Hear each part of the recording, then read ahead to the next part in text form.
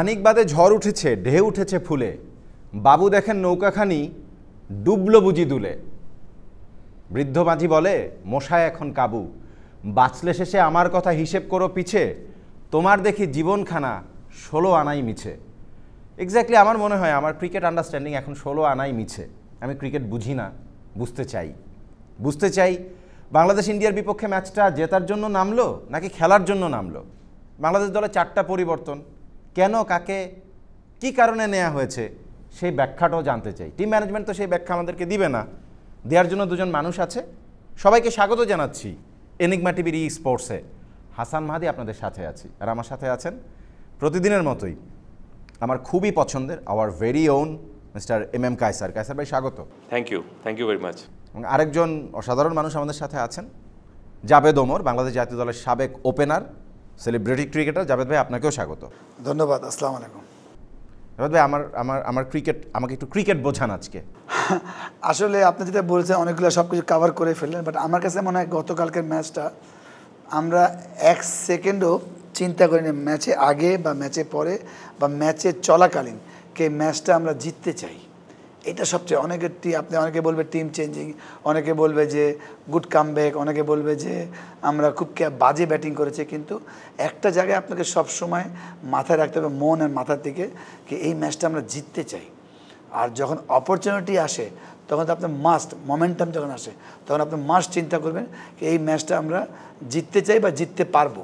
তো ওইটা 1 second click করেন। আপনি যদি আজকে কেউ খেলা না দেখে এটা রেজাল্ট দেখে, যেমন আজকে নিউজ দেখছিলাম, বললো যে বাংলাদেশ অনায়াসে হেরে গেছে। It's not like that.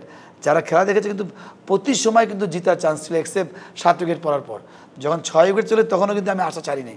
একটা ওভারে যদি 14-15, কেন ম্যাক্সিমামই আমাদের হায়েস্ট দরকার ছিল 18 যখন ব্যাটসম্যান থাকা অবস্থায়, আর অন্য সময় কিন্তু 8, 9, 10 এমন না। মানে আমরা কিছু শট খেলেছি খেলার জন্য।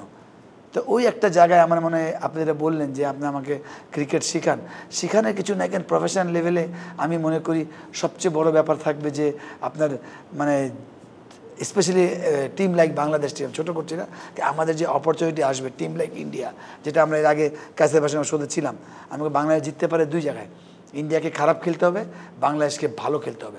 অনেক ভালো দরকার নেই, কেন আমরা সাম্প্রতিক সময় ভালো ক্রিকেট খেলছি, মনদের ভালো খেলছি যে অবস্থা। ওই জায়গাটা আমি মনে করি সুযোগ আসছিল, ইন্ডিয়া যেভাবে ক্যাচ মিস করছে মুড়ির মতো, ওই জায়গায় একদম, যেহেতু আমাদের ব্যাটিং সবসময় এক্সপোজ হয়ে যায় দুর্বলতা যখনই কোনো ম্যাচ হারলে, আর ওই জায়গাটায় মোমেন্টামটা ইন্ডিয়া, হোয়াট এ স্টার্ট, ইন্ডিয়ার মতো দল ওই জায়গায় আপনি লাস্ট 10 ওভারে আপনি 76 রান দিয়েছেন, what a momentum. 170 against India, যাদের 190, 150, 150 strike rate followed by 40-50 average.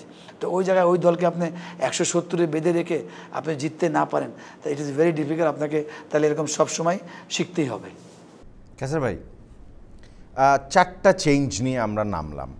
যেই প্লেয়ারকে এই টুর্নামেন্টে আগের কোনো ম্যাচে খেলানো হয় নাই, মোহাম্মদ সাইফুদ্দিনকে দলে নেওয়া হলো 3rd পেসারের জন্য, ব্যাটিং অর্ডার লম্বা করার জন্য। আসলে কি বিবেচনায় সাইফুদ্দিন দলে আসলেন? আপনি যেভাবে এত কঠিন সমালোচনা করেছেন, আমি অত কঠিন সমালোচনা করব না। কারণটা হলো যে টিম ম্যানেজমেন্টকে নিশ্চয়ই তারা কিন্তু আপনি ইন্টেলিজেন্সি নিয়েই কিন্তু দল সাজান। তারা যে একেবারে আপনি যে কোনো মানে একটা হঠাৎ করে সিদ্ধান্ত একটা নিয়ে ফেলেন তা কিন্তু না। তারা নিশ্চয়ই প্রতিপক্ষের শক্তিটা দেখেন, দুর্বলতাটা দেখেন, উইকেট দেখেন, কন্ডিশন দেখেন, এবং পরিবর্তিত পরিস্থিতি অনুযায়ী আপনার টিম কেমন করে সাজাতে হবে বা আপনার একাদশ কীভাবে গড়তে হবে সেই সব বিবেচনা নিয়েই তারা কিন্তু দলটা গড়ে থাকেন। আপনি সাইফুদ্দিনের কথা বলছিলেন, আমি মনে করি যে সাইফুদ্দিনকে নেওয়া হয়েছে একটা কারণটা হলো যে খুব সম্ভবত তাসকিন আহমেদ ফিট ছিলেন না, অথবা তাকে বিশ্রাম দেওয়া হয়েছে, অথবা যেটা আপনি বললেন যে সাইফুদ্দিনের ব্যাটিংটাকে একটা প্রায়োরিটি দেওয়া হয়েছে, বোলিংয়ে 4 ওভার বোলিংয়ের সঙ্গে তার ব্যাটিংটাকেও একটা প্রায়োরিটি দেওয়া হয়েছে। মোস্ট প্রবলি এই কারণে তাকে নেওয়া হয়েছিল। বাট সাইফুদ্দিন কিন্তু খুব একটা যে মন্দ করেছেন বা এই ম্যাচটা সাইফুদ্দিনের কারণে বাংলাদেশ 41 রানে হেরেছে তাও কিন্তু না। কিন্তু আমার কাছে মনে হচ্ছে যে ম্যাচটা বাংলাদেশ হেরেছে মূলত এক জায়গায়, এবং সেটি হলো যে ব্যাটিং। জাভেদ বলছিলেন যে আপনি জেতার ইন্টেন্সিটি বা ইন্টেন্টটা কম ছিল বাংলাদেশ দলের। আপনি যখনই দেখবেন যে দলের আসল ব্যাটাররা ফেল করেছেন, তখন তো এই ম্যাচ আর এত বড় ম্যাচ আর জেতাটা আপনার পরে, বিশেষ করে ভারতের মতো প্রতিপক্ষের বিরুদ্ধে জেতাটা, ইটস ভেরি ডিফিকাল্ট কোনো সন্দেহ নেই। ক্রিকেটের 3টি অনুষঙ্গ রয়েছে, ব্যাটিং, বোলিং, ফিল্ডিং। আপনি দেখবেন যে বাংলাদেশ দলের বোলিং এবং ফিল্ডিংটা কালকে দুর্দান্ত হয়েছে, বিশেষ করে ফিল্ডিংটা টপ নচ ফিল্ডিং হয়েছে আমি বলবো। কারণটা হলো যে আপনি ফিল্ডিংয়ে 15 থেকে 20 রান বাংলাদেশ সেভ করেছে, সেই সঙ্গে আপনি ক্যাচগুলো কিন্তু কোনো ড্রপ হয়নি, ক্যাচগুলো ভালো ক্যাচ ধরেছে, একদমই রান আউটটা বিউটিফুল একটা রান আউট হয়েছে। এই কথাটার জবাবটা আসলে জাকের আলী অনেক যখন প্রেস কনফারেন্সে এসেছিলেন তখন অভিষেক শর্মাকে 7 রানের মাথায় উইকেটের পেছনে সহজ একটা ক্যাচ জাকের আলী অনেক নিজেই ছেড়েছেন, এবং পরবর্তীতে অভিষেক শর্মা কি করেছে আমরা সেটা দেখেছি। Do you think it was an easy catch? I don't think so. It was very I don't think so, because আমি আপনাকে বলি, কারণ তিনি কিন্তু আমি কারো ডিফেন্ড করছি না, কিন্তু আমি পরিস্থিতিটা জাস্ট ব্যাখ্যা করছি। একটা ক্যাচ উঠেছে আপনার লেগ সাইডে যাচ্ছে এবং তিনি কিন্তু তার ফুল স্ট্রেংথ নিয়ে ঝাঁপিয়েছেন এবং তার গ্লাভসে লেগেছে, একদম গোলকিপারের মতো কিন্তু তার জায়গা থেকে তিনি নিয়ারলি 5 ফিটসের মতো ঝাঁপ দিয়েছেন। সে চেষ্টাটুকু ছিল, কিন্তু তার গ্লাভসে লেগেছে। ধরতে পারলে বিউটিফুল ক্যাচ, কিন্তু ধরতে পারেননি তিনি, এই কারণে সমালোচনাটুকু হচ্ছে। আমি একটু জাভেদ ভাইয়ের কাছে জানতে চাই এই বিষয়টা। জাভেদ ভাই একজন উইকেট কিপার মডার্ন ডেজ ক্রিকেটে, বা ওই সময়টাতে আপনারা যখন খেলেছেন, উইকেট কিপার ইন জেনারেলি যখন তার পাশে যায়, যখন ডাইভে যায়, যেটা সিঙ্গেল হ্যান্ডেডলি আসলে গ্লাভস তো ইটসেলফ একটা কভার, একটা হেল্পিং। আমার কাছে মনে হচ্ছে জাকের আলী অনেক তো সিঙ্গেল হ্যান্ড দিলেই বলটা তার আসে, তিনি আবার পরে আমার কাছে মনে হয় হয়তো কাইসার ভাই মতো মনে করছে, ঠিক আছে এটা ওনার ভিউ, কিন্তু অ্যাজ এ উইকেট কিপার হিসেবে এটা ধরা দরকার ছিল। এক্স্যাক্টলি, যেহেতু ওর সাপোর্টটা পুরো গ্রিপ করতে পারেনি, হয়তো তার প্রেশার বলেন, ক্যাপ্টেন বলেন, আমি জানি না ক্যাপ্টেন্সিটা। এখন এই প্রশ্নটাই করতে চাই, ওয়াই জাকের আলী অনেক ক্যাপ্টেন? আপনার টিমে তো ক্যাপ্টেন আছে, মানে নুরুল হাসান সোহান নামে একজন প্লেয়ার আছে যাকে আপনি একটা ম্যাচে খেলিয়েছেন, 6 বলে 12 রান 200 স্ট্রাইক রেটে করেছিল, একটা দুর্দান্ত রান আউট করেছিল। এই স্কোয়াডে নুরুল হাসান সোহান, যেখানে লিটন দাস রেগুলার ক্যাপ্টেন খেলতে পারছেন না, তার জায়গায় আমরা একজন এক্সপিরিয়েন্স ক্যাম্পেইনারকে দলে নিলাম না, কোনো ক্যাপ্টেনকে দলে নিলাম না। আসলে এইভাবে ডিফিকাল্ট কেন? একটা প্লেয়ারের যখন 11 জনের কনফার্ম জায়গা না থাকে, তখন ওই প্লেয়ারটাকে এনে ক্যাপ্টেন দেওয়া, এটা কিন্তু টাফ একটা decision, very hard call. Nurul Hasan সোহানের জায়গা কেন নাই, মানে তার অসুবিধাটা কোন জায়গায়? এটা আপনি বলতে পারেন। হ্যাঁ, ওই জায়গাটা আমি মনে করি যে ও যে জায়গায় ব্যাটিং করে, আমি মনে করি যে ওই জায়গায় ওকে ওই পিওর ব্যাটসম্যান হিসেবে কিন্তু দলে খেলছিল। কালকে যদি জাকিরকে ড্রপ দিয়ে ওকে খেলাতে অন্য ক্যাপ্টেন দিত, ব্যাপারটা ফাইন, কিন্তু সবসময় আমরা ওকে যেভাবে দলে নেওয়া হয় 8 নম্বর 7 নম্বর ব্যাটিং করে, ও পিওর ব্যাটসম্যান যদি উইকেট কিপিং না করে, তাহলে ওই জায়গায় খেলানো উচিত না। আমি মনে করি ওকে যখন সুযোগ দেওয়া হবে, প্রপার সুযোগটা দেওয়া। জাকির আলী অনেক বেটার কিপার নাকি নুরুল হাসান সোহান বেটার কিপার? সোহান তো অফকোর্স। তো আপনার একজন, মানে যদি আপনাকে সেইভাবে খেলতে হয়, জাকির আলী অনেক ঠিক আছে, লিটন খেলে তো জাকির আলী অনেক মানে কিপিংও করছেন না, ফিল্ডিং করেন, তো ও তো ফিল্ডার হিসেবে দলে আছে, তো why not Nurul Hasan Sohan wicket কিপিংটা করতে পারতো, বেটার উইকেট কিপার। কাইসার ভাই স্টার্টিংয়ে বললেন, আসলে আমরা হয়তো সমালোচনা করবো, কিন্তু টিম কিন্তু সবসময় চায় সিলেক্টর হোক, বা হয়তো ওই সময় মাঠে সিলেক্টর থাকে না, কিন্তু তাদের বেস্ট টিমটা খেলতে চায়। হ্যাঁ, আমরা এখন কেন এটা আজকে ওরা সমালোচনার সম্মুখীন হচ্ছে, বিকজ তারা প্রপার টিম মনে করে করতে পারে না। আমার কাছে মনে হয় যে এটা একটা নেগেটিভ চিন্তা, যে আপনার গিয়ে কিনা আমাদের সাইফ হাসানকে আপনি ওই জায়গায় গিয়ে ব্যাটিংয়ে আপনি আশা করবেন। আপনি যদি 6টা প্লেয়ার 120 বল না খেলতে পারে, কেন আপনার তো মেন দরকার আপনি কতটুকু ইন্ডিয়াকে আউট করবেন আগে, তারপর 6-7 ব্যাটসম্যান না করতে পারে। হ্যাঁ, it's not like Shakib Al Hasan কে আপনার দুইজনই সমান, এই জন্য ওকে আমার রাখতে হবে। আমার পিওর জায়গা কোনটা, সাইফ হাসানের দেখতে হবে। যদি পিওর জায়গা সাইফুদ্দিন পিওর জায়গা আমার বোলার, আমি পুরা মানে কনফার্ম বলার নিয়ে খেলবো, কারণ আমি যখন রান আটকাবো তাহলে আমি ম্যাচটা জিতবো। আমি যতই রান করি, আমি 200 রান করি ট্রু উইকেটে, আমার এখানে চ্যালেঞ্জ হচ্ছে T20-তে, যেমন টেস্ট ম্যাচে কী হয়, আমরা কিন্তু বোলাররা ম্যাচ জিতে, কেন অল আউট করতে হবে, নাহলে আপনি অল আউট না করতে ম্যাচ জিততে পারবেন না। আর যতই 500 রান 600 রান, সেম T20-তে কিন্তু নো ডাউট ব্যাটসম্যানের খেলা মারদাঙ্গা, কিন্তু ম্যাচ জিতাবে কিন্তু বোলার। কারণ 2টা বোলার যদি 4 over 22 run 1 wicket, 4 over 28 run 2 wicket, match জিতে যাবে। তো যেটা কালকে আমি মনে করি ওই জায়গায় সাইফুদ্দিনের জায়গায় একটা প্যাসিফিক হয়তো তাসকিন খেলতে পারতো, আমরা ওই 6টা ব্যাটসম্যান নিয়ে খেলবো। ইনফ্যাক্ট শুভমান গিলকে আমরা দেখেছি against the left arm pacer কিছুটা স্ট্রাগল করতে দেখেছি আগের ম্যাচগুলোতে প্রিভিয়াস। আপনার হাতে শরীফুল ছিল, আমি মানছি আগের ম্যাচে শরীফুল এক্সপেন্সিভ ছিল, বাট শরীফুল তো আবার শ্রীলঙ্কার এগেনস্টে, মানে শ্রীলঙ্কাতে আমরা দেখেছি উইকেট টেকিং কিছু ডেলিভারিও করেছে, আবার শরীফুল ওই দিন এক্সপেন্সিভ ছিল, 2-3টা ক্যাচও তো পড়েছে শরীফুলের বলে। তো ওয়াই নট আপনি শরীফুলকে অফ করে রেখে সাইফুদ্দিনকে দলে নিলেন, সাইফুদ্দিন পুরো টুর্নামেন্টে মানে তাকে ওইভাবে বিবেচনা করেন না। কায়সার ভাই, আপনার কি মনে হয়, আপনি পারভেজ হোসেন ইমনকে স্কোয়াডে নিয়েছেন, যে বেসিক্যালি ওপেনার, তাকে আপনি চিন্তা করছেন নাম্বার 3, অথচ পারভেজ হোসেন ইমনকে সেই লাইসেন্সটা দেওয়া হয় যে তুমি যাও ওই অভিষেক শর্মার মতন যে লাইসেন্সটা, যে তোমার মানে তুমি হেলদি স্ট্রাইক রেটে রান করো। নাম্বার 3 ব্যাটারকে নিশ্চয়ই টিম ম্যানেজমেন্ট এই লাইসেন্স দেয় না। নাম্বার 3 ব্যাটার তো একটা ভাইটাল রোলে আসে যেটা লিটন করতেন। তো সাইফ এই রোলটার জন্য পারফেক্ট প্লেয়ার। আপনি পারভেজকে দলে নিয়েছেন, তাহলে পারভেজকে দিয়ে ওপেন করান নাই কেন? আপনার প্রশ্নের উত্তরের আগে আসি, জাকের আলী এবং নুরুল হাসান সোহানকে নিয়ে আপনি যে বিতর্কটা মানে শুরু করেছেন বা বিতর্কটা তুলেছেন, সেটার প্রসঙ্গে যদি বলি তাহলে আমি মনে করি যে একাদশে নুরুল হাসান সোহানের থাকা প্রয়োজন ছিল, কিন্তু আপনি ক্যাপ্টেন হিসেবে যদি আপনি নুরুল হাসান সোহানকে এই ম্যাচে খেলাতেন, that will be wrong decision. আমি একদম ক্যাপ্টেন হিসেবে খেলাতে চাই না। না, আপনি বলছিলেন যে ক্যাপ্টেন ম্যাটেরিয়াল তার মধ্যে রয়েছে। কারণটা হলো যে তিনি কিন্তু এর আগে একটা ম্যাচ খেলেছেন এবং বাদবাকি ম্যাচগুলোতে স্কোয়াডে ছিলেন না। তো যে ক্রিকেটার, সাইফুদ্দিন তো একটাও খেলেন নাই। না, সাইফুদ্দিন ইজ নট ক্যাপ্টেন। আমি বলছি না যে জাকের আলী অনেক মানে অ্যামেজিং ক্যাপ্টেন্সি আগেও কোনোদিন করেছে, তার তো ক্যাপ্টেন্সির এক্সপিরিয়েন্সও নাই। ইনফ্যাক্ট এই দলে এশিয়া কাপে আমার হিসাব অনুযায়ী তো তার দলেই জায়গা হয় না। সেটা আপনার হিসাব হতে পারে, কিন্তু টিম ম্যানেজমেন্টের হিসাবটা অন্যরকম। টিম ম্যানেজমেন্টের হিসাব তো হবে এবং সব ম্যাচ হারবো, তাদের হিসাব যে আমার মানতে হবে সেটার তো কোনো কারণ না। বাংলাদেশ দল সমালোচনা করতেই পারি, আমি সমালোচনা করব না, তারা তো ভালো করছে। বাংলাদেশ দল যেমন এখন যে পর্যায়ে পৌঁছেছে, তাতে আমি মনে করি না যে একজন বা দুজন খেলোয়াড় চেঞ্জ করে আপনি বিশাল ভারতের মতো হয়ে যাবেন বা অস্ট্রেলিয়ার মতো হয়ে যাবেন। এই জায়গায় আমরা একজন প্লেয়ার ক্লিক করে গেলে তো আমি ম্যাচ জিতে যাই। আমার একটা 30-35 রানের একটা ইনিংস থাকলে তো ম্যাচ জেতা মানে ইজি ছিল। আপনার খেলোয়াড় তো একজন ক্লিক করেছে, সাইফ হাসান, কিন্তু বাদবাকি তো আমি একটু ক্লিয়ার করি। ক্যাপ্টেন যেটা হচ্ছে কি একটু ইচ্ছা থাকতে হয় কি এই এরকম একটা প্রেশার ম্যাচে যখন হয়তো আমার বিশ্বাস, আমি না জেনেই বলছি, কি হয়তো অফার দিয়েছে, কে অফার দিয়েছে, যেমন আমাকে আমার অফার দেয় ঢাকা ক্লাবে ছোট খেলা, আমি ক্যাপ্টেন্সি করবো না।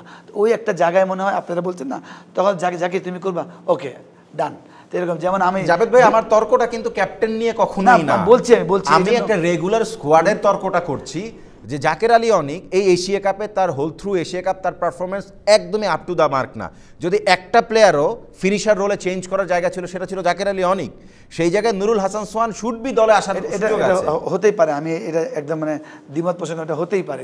কিন্তু আমার কথা আছে, বললাম কি নুরুল যদি স্পেসিফিক ব্যাটিং হিসেবে খেলায়, ওকে আপনি আরেকটু উপরে খেলাবেন, ওকে ম্যাক্সিমাম সুযোগ দিবেন। পারবে না, থ্যাংক ইউ, পারলে আউটস্ট্যান্ডিং। আর আমি যোগ করি, সেটি হলো যে আমার কাছে মনে হচ্ছে যে আপনি জাকের আলী অনিকের জায়গায় বলছিলেন যে নুরুল হাসান সোহান যাতে খেলে, তাহলে আপনি ক্যাপ্টেন্সি কাকে করাতেন, এটা একটা বড় সমস্যায় পড়তে হতো। এবং আমার মনে হয় যে পারভেজ হোসেন ইমনকে খেলানোটা এই ম্যাচে ভুল হয়েছে। ইমনের জায়গায় যদি আপনি নুরুল হাসান সোহানকে খেলাতেন, তাহলে পুরো কম্বিনেশনটা ঠিক হতো। বলবেন যে আপনি তাহলে লিটন দাস তো আপনি 3 নম্বরে ব্যাট করতেন, সেই 3 নম্বরে জায়গা খালি হয়েছে, এই কারণে একজন ব্যাটার করে প্রমোশন পেলেই, রাইট, একজন ব্যাটসম্যানকে আপনি প্রমোশন দিলে কিন্তু আপনি এই সমস্যাটার সমাধান হতো। তাহিদ হৃদয় তিনি আসতেই পারতেন। কিন্তু টিম ম্যানেজমেন্ট অত জটিলতার পথে না গিয়ে সহজ হিসাবটা চিন্তা করেছেন যে 3 নম্বর পজিশনে কে ব্যাট করবে, নুরুল হাসান আপনার পারভেজ হোসেন ইমন, যেহেতু তিনি ওপেন করে থাকেন, আমাদের সামনে বিকল্প আর কোনো কিছু নেই, লিটন দাস 3 নম্বরে ব্যাট করেন। জাস্ট এই কারণেই তারা এটা চেঞ্জ করেছে। আমি আবারও ওই প্রশ্নটাই করতে চাই যে নাম্বার 3 একটা সিগনিফিকেন্ট এবং খুব ডিফাইন্ড রোলে থাকেন নাম্বার 3 ব্যাটার। তাকে মোমেন্টামও ক্রিয়েট করতে হয়, মানে ওপেনার আর্লি আউট হয়ে গেলে তাকে ওপেনারের রোলটাও প্লে করতে হয় এবং তাকে ইনিংস মেরামত করতে হয়। নিশ্চয়ই পারভেজ হোসেন ইমন ওই ক্যারেক্টারের প্লেয়ার না।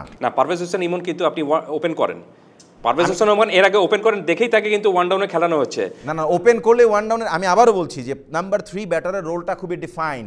তাকে কখনো ইনিংস মেরামতও যেতে হয়, কখনো আবার মোমেন্টামও ক্রিয়েট করতে হয়, যেটা লিটন বা দলের রিকি পন্টিং বা টি-20-তে হয় কি নাম্বারটা, এটা যদি ওয়ান ডে হয় 300 বলের খেলা বা টেস্ট ম্যাচ, অনেক very important roll number 3 and 4 open তো এটা। আচ্ছা আমি তর্কটা এইভাবে করি, ধরেন আমাদের ওপেনাররা 10 ওভার পর্যন্ত খেলে ফেলেছে, তানজিদ তামিম আর হচ্ছে সাইফ হাসান তো খেলেছেই, বলটা পুরান হয়েছে তখন গিয়ে। পারভেজ হোসেন ইমনকে আমরা জানি against the pace good player, মানে ইন্ডিয়ান যে কোয়ালিটি স্পিন বোলার, 3টে স্পিনার, বরুণ চক্রবর্তী, কুলদীপ যাদব, অক্ষর প্যাটেল, তো এরকম স্পিনের এগেনস্টে সে তো নর্মালি স্ট্রাগল করা প্লেয়ার। তা আপনি তাকে কোন বিবেচনায় নাম্বার 3 মানে চিন্তা করছিলেন? না, আপনি ও খেললে তো টপ অর্ডারে খেলবে। আপনি একটা করতে পারেন যে সাইফকে নাম্বার 3 দিয়ে ওকে ওপেন করা। এক্স্যাক্টলি, আমি ওই কথাটাই বলছিলাম। এটা হতে পারে ফ্রি লাইসেন্স যে সে তো তাকে যদি এক বলের ভরসাই দলে নেন, আমি তাকে ওই সুযোগটাই দেন না। ওই বলবো যে টিম ম্যানেজমেন্ট যে কেন সাহেব ওই জায়গাটা দুইটা মানে স্পেশালি লাস্ট ইনিংসটা দুর্দান্ত খেলেছে, ওইটা একটা জন্য তার এটা গিফট হতেই পারে। আর্লিতে হয় তানজিদ তামিম, নাহলে পারভেজ হোসেন ইমন, কেউ তো আউট হতোই। সেই ক্ষেত্রে ওপেনার রোলটা তো আবার সাইফ হাসানের কাঁধে গিয়ে পড়তো। এখানে আপনি যদি এখন উল্টা হবে কেন? এখন আপনি এত যদি কিন্তু নিয়ে যদি মানে সমালোচনা করেন বা যদি প্ল্যানিং এ আনেন, তাহলে কিন্তু আপনি কোনো ক্রিকেট ম্যাচই খেলতে পারবেন না। আমি মনে করি যে টিম ম্যানেজমেন্ট সিদ্ধান্তটা নিয়েছিল, সহজ সিদ্ধান্তটা নিয়েছিল। 3 নম্বর পজিশনটা ভ্যাকেন্ট, লিটন দাস খেলবেন না, তো লিটন দাসের জায়গায় 3 নম্বরে কে খেলবেন? পারভেজ হোসেন ইমন। কারণটা হলো যে পারভেজ হোসেন ইমন ওপেন করে থাকেন, অতএব তিনি 3 নম্বরে খেলবেন। আর 3 নম্বরে খেলা মানেই কিন্তু ওপেন করাটাই মতোই আর কি। প্রথম বলে উইকেট পড়ে গেলে প্রথম বলে উইকেট পড়ে গেলে তো আপনাকে ওপেনার হিসেবে দায়িত্বটুকু পালন করতে হচ্ছে। তো সেই জায়গাটায় তাকে নেওয়া হয়েছিল। না, আমি মনে করি যে যেহেতু আপনি পারভেজ হোসেন ইমন ফর্মের কারণেই আপনি তাকে ড্রপ করেছিলেন কতদিন আগে এই টুর্নামেন্টেই, তো তাকে আপনি কি ফর্ম দেখিয়েছেন উনি যে তাকে আপনি সেই জায়গাটা দিচ্ছেন? এই কারণে আমি বললাম যে আপনি সেখানে 3 নম্বরে তাওহিদ হৃদয় ব্যাট করতে পারতেন, আপনি তারপরে জাকের আলী আসতে পারতেন, আপনি নুরুল হাসান সোহান যদি খেলতেন, সোহানকে আপনি চারে খেলাতে পারতেন, অনায় আসে সেই ঝুঁকিটা বাংলাদেশ ক্রিকেট টিম ম্যানেজমেন্ট এটা নিতেই পারতো। এবং আরেকটা বিষয় হলো যে সোহান যেহেতু এর আগেও আপনি একটা ম্যাচ খেলেছিলেন এবং সেই ম্যাচে তিনি ভালোই করেছিলেন, 6 বলে 12 রান, দারুণ একটা রান আউট ছিল, শেষের দিকে যেমন ব্যাটিং করা প্রয়োজন ছিল তিনি সেটাই করেছেন। তারপরও আমি একটা জিনিস বিশ্বাস করি যে বাংলাদেশ দলের এই একাদশে একটা দুটো পরিবর্তন করার কারণে যে আপনি 41 রানে ম্যাচ হেরেছেন, ইটস নট দ্যাট। আপনি টোটালি ব্যাটিংয়ে ফেল করেছেন, আপনি মিডল অর্ডারতে টোটালি কলাপস করেছে। শামীম হোসেন পাটোয়ারি যেভাবে ইনসাইড আউট করে যে শটটা খেলতে চেয়েছিলেন, বরুণ চক্রবর্তীর মতো আগে থেকে রিড করে ফেলেছেন এবং ওইভাবেই বলটা করেছেন, বোল্ডই করব রাইট। বরুণ চক্রবর্তীর মতো একজন বোলারের বিরুদ্ধে আপনি ইনসাইড আউট করে খেলবেন, এত সহজ তো হতে পারে না। এবং ইনসাইড আউট কখন করেছেন? যখন আপনি বল রিলিজও হয় নাই, আপনি তখনই রুম বানিয়েছেন। বরুণ চক্রবর্তী তো 1 সেকেন্ডের মধ্যে বুঝে নিয়েছে যে কোথায় বলটা ফেলতে হবে। সো সমালোচনা যদি আপনি করতে চান তাহলে শুধুমাত্র আমি মনে করি যে বাংলাদেশ দলের ব্যাটিং এর সমালোচনাটা করাটা বেটার হবে, এবং এই ব্যাটিং এর কারণেই বাংলাদেশ 41 রানে ম্যাচটি হেরেছে। এক্স্যাক্টলি, আমরা 41 রানে ম্যাচটা হেরেছি। এবং তার চেয়ে বড় কথা হচ্ছে আজকে বাংলাদেশের আরো একটা ম্যাচ, মানে ব্যাক টু ব্যাক 12 ঘন্টার ব্যবধানে পাকিস্তানের বিপক্ষে আমরা মাঠে নামবো। এই ম্যাচটা জিতলে বাংলাদেশ দল আবার এশিয়া কাপের ফাইনালটা ইন্ডিয়ার বিপক্ষেই খেলবে। আমি একটু এই জাস্ট বলে দিতে চাই ওভারঅল যে সিনারিওটা, যে ইন্ডিয়া যে রানটা করেছিল আমাদের বিপক্ষে 168, ইন্ডিয়ার এই দলটার বিপক্ষে 168, মানে ইন্ডিয়াকে আটকে রাখা 20 ওভারে, এইটা আসলে বোলারদের কৃতিত্ব দিতেই হবে। প্রথম 10 ওভারে যেই দলটা 96 রান করেছে সেই দলটাকে পরবর্তীতে 168 রানে থামিয়ে রাখাটা মানে অ্যামেজিং। মানে সেকেন্ড হাফের যে 10 ওভারে বাংলাদেশ দারুণ বোলিং করেছেন। সাইফুদ্দিন প্রথম 3 ওভারে 2 ওভারে 33 রান দেওয়া বোলারটা শেষের ওভারটা করেছিলেন এক্সিলেন্ট একটা ওভার তিনি করেছেন। এই রানটা চেইজেবল বা গেটেবল, যেটা আমার দুই আলোচক বলছেন, সেটা ডেফিনেটলি পসিবল ছিল। কিন্তু বাংলাদেশের স্কোর কার্ডটা ভেরি সরি স্কোর কার্ড আসলে। একমাত্র সাইফ হাসান 51 বলে 69 রান করেছেন। আমি বলবো যে বাংলাদেশের জন্য খুবই ভালো। তারপরে তানজিদ তামিমে 1 রান, পারভেজ হোসেন ইমন 19 বলে 21, পারভেজ হোসেন ইমনের যে ক্যারেক্টার সেটার সাথে যায় না। তাওহিদ হৃদয় 7, শামীম 0, জাকের 4, সাইফুদ্দিন 4, রিশাদ 2, তানজিম হাসান, সাকিব 0, 9 নাম্বার 8 নাম্বার পর্যন্ত ওইভাবে মানে যারা ব্যাটিং করতে পারে বা যারা বাংলাদেশে নিজেদেরকে অলরাউন্ডার দাবি করে, আদতে কি তারা তাই? জাবেদ ভাই, আদতে কি তারা তাই? কমেন্টে বলছিল ইটস লাইক এক্সেপ্ট সাহেব ছাড়া টেলিফোন নাম্বার 24000 এই টাইপের। তা আমি মনে করি যেটা আমি বললাম স্টার্টিংয়ে, আমরা ক্লাবস তো বলতেই পারে কিন্তু কখনো অ্যাপ্রোচ ছিল না জিতার। এক্স্যাক্টলি, আমি ওইটাই বলছি, মানে বডি ল্যাঙ্গুয়েজ বলে না এই ম্যাচ জেতার জন্য আমরা নেমেছি। যারা আমরা পাবলিক ছিলাম, যারা আমরা সব কিন্তু বুঝতেছিলাম যে ম্যাচটা জিতা সম্ভব। ওইটা যদি বাংলাদেশ টিম চিন্তা করে, আমার কাছে মনে হয়, আমি বলি না ইন্ডিয়ার খালি একটাই প্রবলেম, যেটা কায়সার ভাই আমি ছিলাম, যে আমাদেরকে কিন্তু মানসিকভাবে এই ম্যাচটা আমরা টপ খেলতে চাই। রেজাল্ট করতে প্রেশার আসবে, টপ ওই জায়গাটা আমরা কিন্তু আমরা খেলতে চাইনি টপ। আমাদের বোলিং এক্সট্রা অর্ডিনারি হয়েছে, ওই জায়গায় কাম ব্যাক করার পর ব্যাটিংটা যখন স্টার্টটা কিন্তু খারাপ হয়নি, একটা উইকেট যাওয়ার পর তামিম আউট হওয়ার পরও, তো ওই একটা জায়গায় যে না ম্যাচটা আমরা জিতবো, এই জায়গাটা কখনোই মানে আমি দেখতে পাইনি পার্সোনালি, এটা আমার ভিউ। বাংলাদেশকে এই ম্যাচে একটাবারও টিম সিলেকশন থেকে শুরু করে একদম শেষ পর্যন্ত আমার কাছে মনে হয় না বাংলাদেশ দল। আপনি দেখেন একটু বাংলাদেশের ড্রেসিং রুমে, দে আর ভেরি রিল্যাক্স। আমার কাছে মনে হচ্ছে পাকিস্তানের আগে বাংলাদেশ দল সম্ভবত একটু তার নিজের পারমুটেশন কম্বিনেশনটা ঠিক করে নিচ্ছে, ধরেই নিয়েছে ইন্ডিয়ার বিপক্ষে আমি আসলে এক্সপেরিমেন্ট করব। আপনি ড্রেসিং রুমের চেহারা দেখেন, ইন্ডিয়ান ড্রেসিং রুমের চেহারা দেখেন, দে আর ভেরি প্রফেশনাল। আসলে এটা হয় না এভাবে। আমরা হয়তো অনেক সময় আপনি যেটা বললেন যে খুব রিল্যাক্স, এটা আসলে পার্টিকুলারলি ওই সময় হয়তো কেউ কোনো কথা বললো, হয়তো একটা শর্ট টিভিতে এসে আছে, এটা এইভাবে চিন্তা করে প্রফেশনাল লেভেলে অলওয়েজ যতই উপর দিয়ে হাসি থাকে ভিতরে বিট হতেই থাকে, সেটা টেন্ডুলকার হোক, সেটা জাভেদ উমর হোক, সেটা অনিক হোক বা যেই হোক। এক্স্যাক্টলি। কায়সার ভাই, ইন্ডিয়ার বিপক্ষে ম্যাচটা বাংলাদেশ দলের জন্য একটা মানে আমরা কেউই চিন্তা করি নাই যে এই ম্যাচটা বাংলাদেশ দল জিততে পারে। ইন্ডিয়া যেই ব্র্যান্ড অফ ক্রিকেটটা খেলছিল, তারপরেও যখন ইন্ডিয়ার বিপক্ষে বাংলাদেশের লক্ষ্যটা 170-এর নিচে, শ্রীলঙ্কার বিপক্ষে আমরা সেটা করেছি, সো তখন আশা তৈরি হয়েছিল। আচ্ছা ঠিক আছে, আশার গুড়ে বালি হয়েছে। পাকিস্তানের বিপক্ষে ম্যাচের আগে ইন্ডিয়া ম্যাচটা হতে পারতো আমাদের জন্য আত্মবিশ্বাসের টনিক, সেটা কি আমরা পেয়েছি? আপনি দেখেন ভারতের ব্যাটিংয়ের শুরুর 10 ওভারে রান এসেছিল কত? 97-এর মতো রান, 96 রান এসেছে, এবং শেষের 10 ওভারে তারা কিন্তু বড় স্কোরে তেমন রান করতে পারেনি। 96 রান যখন আপনি প্রথম 10 ওভারে করবেন, তার মানেটা হলো যে পরের 10 ওভারে কিন্তু এর চেয়ে 1.5 গুণ রান আপনাকে বেশি করতে হবে, হিসেব তাই জানাচ্ছে। কিন্তু কেন তারা করতে পারেনি, তার অন্যতম কারণটা হলো অভিষেক শর্মা 35 বলে রান করে 37 বলে রান করেছেন আপনার 75 রান করেছেন তিনি, 37 বলে 75 রান করেছেন। রেস্ট অফ দ্য ইন্ডিয়া 83 বলে 93 রান করেছে। তাহলে আপনি এদিকে আবার আসেন, এখানে দেখবেন যে সাইফ হাসান একাই করেছেন 69 রান, এবং তারপরে একজন ডাবল ফিগারে গিয়েছেন, আর বাদবাকি সবাই জাভেদ ওমর যেভাবে বলছিলেন যে সবাই কিন্তু আপনার সিঙ্গেল ডিজিটে। এর কারণটা হলো দিস ইজ স্লো উইকেট। আমি অজুহাত দাঁড় করাচ্ছি না, এটা স্লো উইকেট, এবং এই স্লো উইকেটে আপনাকে যত বেশি আপনি সময় যাবে, উইকেট কিন্তু আরও একটু স্লো হতে থাকবে, এবং সেখানে ব্যাট করাটা তখন আর একটু ডিফিকাল্ট হয়ে যাবে। তো ভারতের ইনিংসটার ব্যাখ্যা যদি যাই, সেটা হলো যে আপনি যেভাবে অভিষেক শর্মাকে কিন্তু সেই লাইসেন্সটা দেওয়াই রয়েছে যে তুমি যাবে এবং তুমি তোমার মতো করে ভয়ডরহীন নিশ্চঙ্ক চিত্তে ক্রিকেট খেলবে, সেটাই তিনি করে দেখাচ্ছেন। Not only in this match, তিনি কিন্তু সেই শুরু থেকে প্রত্যেকটা ম্যাচে তাই করছেন। 11 বলে 32 রান, আপনি 230 স্ট্রাইক রেটে রান করেছেন, এভারেজ স্ট্রাইক রেট 225 এই এশিয়া কাপে, রাইট, এবং তিনি 194 ওভারঅল 194, বাট এশিয়া কাপে আরো বেশি। এবং তিনি এই ম্যাচে যেটা করেছেন যে প্রথম 25 বলে রান করেছেন 50, এবং তারপরে আপনি যে 25 রান করেছেন সেই 25 রান করেছেন মাত্র 16 বলে।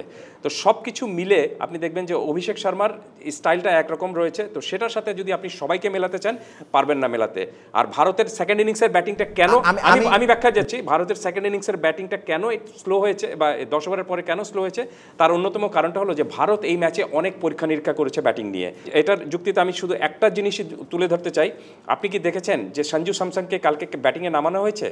নামানো হয়নি, কিন্তু তার আগে তাকে কিন্তু বসিয়ে রাখা হয়েছে ড্রেসিং রুমে, এবং তিনি কিন্তু এর আগের ম্যাচে হাফ সেঞ্চুরি করেছিলেন দেখে ভারত মনে করেছে যে তার ব্যাটিংয়ের যে আপনার প্রয়োজনটা ছিল, সেই প্রয়োজনটা তিনি আগের ম্যাচে তিনি সেটা কাটিয়ে নিয়েছেন। তো অন্যান্য যারা রয়েছেন তাদেরকে দিয়ে অন্তত ব্যাটিংয়ের পরীক্ষা নিরীক্ষাটা একটা করে নেওয়ার বিষয়টা ছিল। সে কারণে সঞ্জু স্যামসনের মতো ব্যাটারকে আপনি অক্ষর পটেলকে ব্যাটিংয়ে নামিয়েছেন, সঞ্জু স্যামসনকে নামাননি, তাকে ব্যাট করতে নামতেই হয়নি।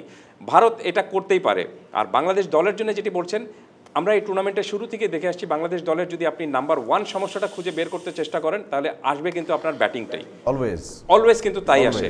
আর যদি আপনি এরকম ফ্রাজিল একটা ব্যাটিং দল নিয়ে আপনি ভারতের মতো দল, ভারতে 169 রান করেছে, আমি তো মনে করি যে 140 রান করলেও বাংলাদেশ যে কায়দায় ব্যাটিংটা করেছে তাতে এই ম্যাচটা অ্যাবসলিউটলি রাইট। এই কথাটাই আমি বলতে চাচ্ছিলাম যে 150 রান হলো বাংলাদেশ সেটাকে চেজ করতে পারতো না মনে হয়েছে দেখে। জাভেদ ভাই, আজকে বাংলাদেশের খেলা পাকিস্তানের সাথে, এবং আজকে ম্যাচটা বাংলাদেশ জিতলে এই ইন্ডিয়ার সাথে এশিয়া কাপের ফাইনাল খেলবে। বাংলাদেশ আসলে কি করা উচিত এই ম্যাচটাতে?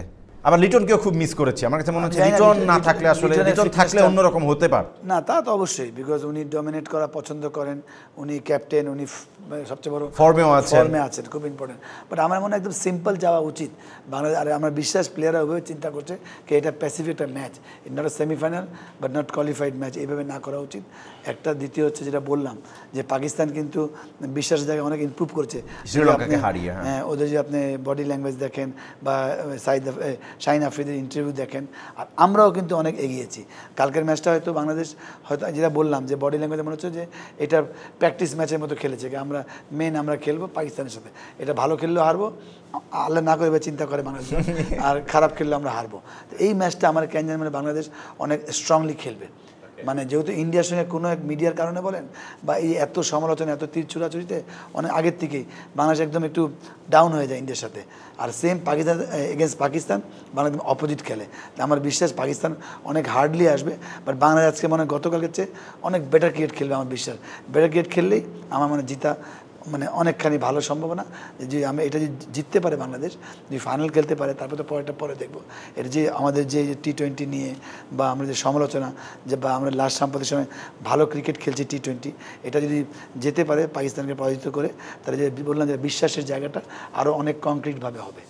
আমি একটা জিনিস বিশ্বাস করি, সেটি হলো যে আপনাকে এর আগের ম্যাচে আপনি কি করেছেন সেটা কিন্তু আপনার পরের ম্যাচে জেতাবে না, পরের ম্যাচে জেতাবে আপনি পরের ম্যাচে কি করছেন সেই পারফরমেন্সটাই জেতাবে। সো আমার কাছে মনে হচ্ছে যে বাংলাদেশ দলের উচিত হবে এই পাকিস্তান দলকে আমরা যে হারাতে পারি এই আত্মবিশ্বাসটা নিয়েই মাঠে নামার জন্য, এবং সেটার জন্য বাংলাদেশ দল যে হারাতে পারে পাকিস্তানকে সেটা জানার জন্য আপনার খুব বেশি দূরে যেতে হবে না। আমি জাস্ট এই এশিয়া কাপের 2018 সালের সিকোয়েন্সটা একটু আপনাকে বর্ণনা করি। বাংলাদেশ দল এমন সিচুয়েশনেই কিন্তু পড়েছিল এবং সেখানে পাকিস্তানকে হারিয়ে কিন্তু বাংলাদেশ ফাইনালে খেলেছিল 2018 সালের এশিয়া কাপে, এবং সেই ম্যাচে বাংলাদেশ দলের আপনার সাকিব আল হাসান এবং তামিম ইকবাল কিন্তু খেলেননি, কারণ চোটের কারণে খেলেননি। সাকিব এবং তামিমকে ছাড়া তারা সেই ম্যাচ খেলতে নেমেছিল এবং সেই ম্যাচে পাকিস্তানকে হারিয়ে বাংলাদেশ ফাইনালে খেলেছিল। ঠিক একই সিচুয়েশনে কিন্তু পড়েছে এখন। লিটন দাসের মতো একজন ফর্মে থাকা খেলোয়াড়, ক্যাপ্টেন, তিনি কিন্তু দলে নেই, এবং তাকে ছাড়াই বাংলাদেশ যদি আজকে এই ম্যাচে জিততে পারে তাহলে 2018-কে বাংলাদেশ এই 2025-এ ফিরিয়ে আনবে, এবং যে ভুলগুলো করেছে বাংলাদেশ ভারতের বিরুদ্ধে সেই ভুলটা শুধরানোর একটা সুযোগটা পাবে 28 তারিখের ফাইনালে। এক্স্যাক্টলি, বাংলাদেশ দলের এখনও ফাইনাল খেলার সম্ভাবনা প্রবল পাকিস্তানকে হারাতে পারলে, এবং এই টুর্নামেন্টে পাকিস্তান আসলে যেই ক্রিকেটটা খেলেছে, শ্রীলঙ্কার বিপক্ষে একটা ম্যাচ বাদে আমার কাছে মনে হয় না খুব একটা কনভিন্সিং। বাংলাদেশ দল ওভারঅল এই টুর্নামেন্টে বেশ কিছু ম্যাচে যেমন কনভিন্সিং ক্রিকেট খেলেছে, আবার কোনো কোনো জায়গায় বাংলাদেশ দলের কিছু ল্যাকও আমরা দেখেছি, কোনো কোনো জায়গায় চোখ করেছে, বাট সব কিছু ছাপিয়ে মানে রেস্ট পায় না এই দলটা, একটু রেস্টলেস দল আজকে পাকিস্তানের বিপক্ষে মাঠে নামবে। হোপফুলি টানা দ্বিতীয় ম্যাচ খেলতে নামছে, এটা অন্য কোনো দলের পক্ষে পরপর 2 দিন 2টা ম্যাচ খেলতে হয় নাই, বাংলাদেশ দলকে হয়েছে। থ্যাংক ইউ জাভেদ ভাই ভেরি মাচ, এবং কায়সার ভাই আপনাকে অনেক অনেক ধন্যবাদ। এই আলোচনাটা আজকে জম্পেশ ছিল। বাংলাদেশ দল ডেফিনেটলি আজকে পাকিস্তানের বিপক্ষে মাঠে তার সেরা ক্রিকেটটা খেলুক। আমি চাই লিটন, তার একটা ইনজুরি আছে, এই ম্যাচে ফিরে আসুন তিনি দলে, এবং দলের টিম কম্বিনেশনটা অ্যাটলিস্ট ভালো হোক, যে টিম কম্বিনেশনটা পাকিস্তানের এগেনস্টে বাংলাদেশকে কাঙ্ক্ষিত সেই জয়ের মানে জয়টা এনে দিতে পারে, সেই প্রত্যাশা আমরা রাখতে চাই। এবং শেষ করতে চাই আজকে এনিগমা টিভির স্পোর্টস। আপনারা এনিগমার সাথে থাকুন স্পোর্টসের সাথে। আল্লাহ হাফেজ।